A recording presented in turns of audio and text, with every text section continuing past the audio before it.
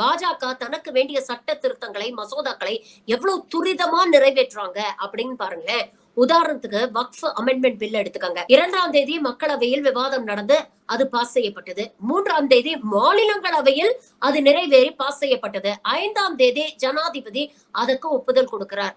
வெறும் 3 நாள்ல எல்லாத்தையும் நடத்த முடிச்சிட்டாங்க.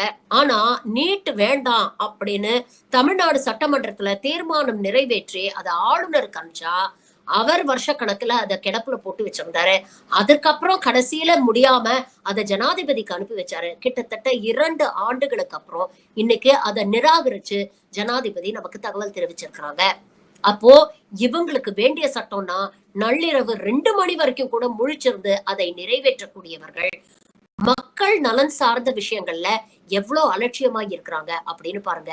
இந்தியாவில் நடக்கக்கூடிய ஒவ்வொரு நீட் சம்பந்தப்பட்ட தற்கொலைக்கும் மரணத்துக்கும் இந்த ஒன்றிய பாஜக அரசும் மோடியும் அமித்ஷாவும் தான் பொறுப்பு.